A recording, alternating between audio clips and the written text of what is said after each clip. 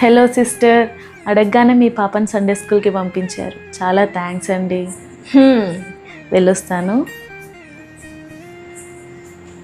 Mummy రా తల్లిరా, ఇలా కూర్చో. మమ్మీ పాస్టర్కి కాఫీ టీ వేయొచ్చుగా. నోరు తెరిచి అడిగిందని నేను సండే స్కూల్ పంపడమే ఎక్కువ, ఇంకా మర్యాదలు చేస్తారు.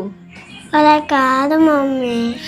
సర్లే కానీ మీ అమ్మమ్మ ఊరి నుంచి వస్తుందంట, అస్సలు మాట్లాడొద్దు, ఏమిచ్చినా తీసుకోవద్దు. ఎందుకు మమ్మీ నీకు అమ్మమ్మ అంటే కోపం?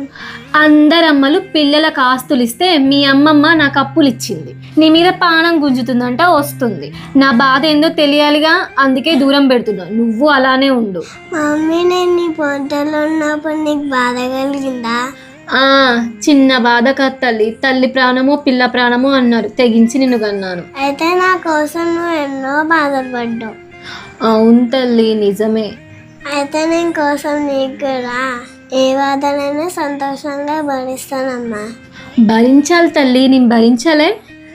మరి అమ్మమ్మ కడుపులో నువ్వు ఉన్నప్పుడు అమ్మమ్మ కూడా బాధ కలిగి ఉంటుంది కదా, మరి అమ్మమ్మని నువ్వు ఎందుకు భరించావు మమ్మీ?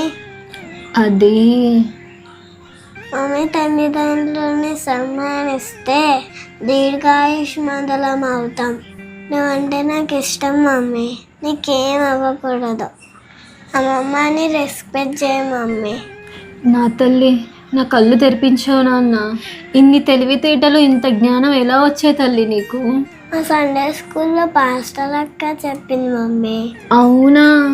పాస్టర్ అమ్మ ఏదో స్వలాభం చూసుకుంటుంది అనుకుంటున్నా, కానీ మన కుటుంబాన్ని కడుతుందని ఇప్పుడే అర్థమైంది.